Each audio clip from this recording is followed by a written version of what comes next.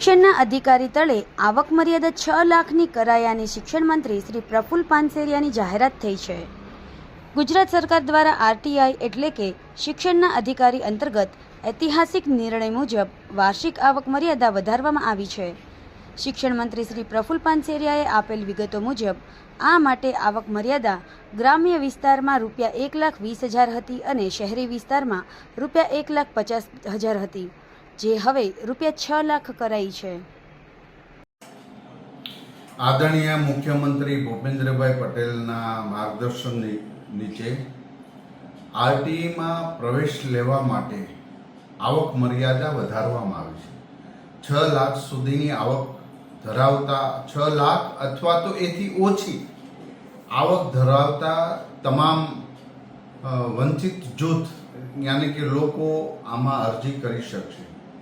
અગાઉ કરેલી અરજી 2 લાખ ઉપરની આવક હોય અને એની રિજેક્ટ થઈ ગઈ તો પણ ફરી વખત એ અરજી કરી શકશે। 15/4 સુધીમાં ફરી વખત ઓનલાઈન અરજી કરી શકાશે। તમામ વંચિત લોકો, મધ્યમ વર્ગના લોકો, અંત્યોદય સુધી તમામ લોકો લાભ લઈ શકે એ હેતુસર આ આવક મર્યાદા વધારવામાં આવી છે। આરટી એ ગુજરાતની અંદર અનેક લોકોને સારી શાળાઓમાં વિનામૂલ્યે અભ્યાસ કરવા માટે સરકારનો આ એક ખૂબ સારો એક અભિગમ, પ્રયોગ અને ખૂબ સફળ રહ્યો છે। ત્યારે આજે ફરી વખત હું આપ સૌને કહું છું, 15/4 સુધીમાં ફરી વખત તમે અરજી કરી શકશો અથવા તો જેમણે અરજી નથી કરી એ લોકો ઓનલાઈન અરજી કરી શકશે। અગાઉ જેણે એટલે કે મહિનામાં જેણે અરજી કરી અને આવક મર્યાદાના હિસાબે જે ફોર્મ કેન્સલ થયા છે એ લોકો પણ ફરી વખત અરજી કરી શકશે। અમારો હેતુ વધુમાં વધુ વિદ્યાર્થીઓ આનો લાભ લઈ શકે, જેઓ જ્યાં ખાલી જગ્યા પડી ન રહે એ હેતુસર મધ્યમ વર્ગ અને ગરીબ વિદ્યાર્થીઓ માટેની આ યોજના ખૂબ સફળ છે।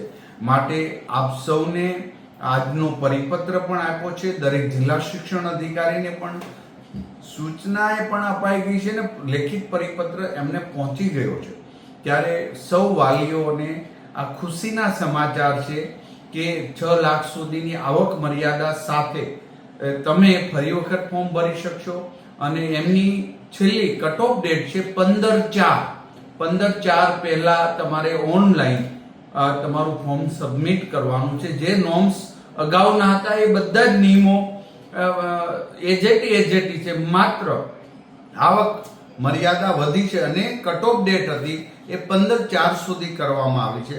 તો દરેક આમનો લાભ લે એ હેતુ છે હું આજે આપને જાણ કરી રહ્યો છું અને આનો વંચિત અને ગરીબ વિદ્યાર્થીઓ વધુમાં વધુ લાભ લઈ શકશે।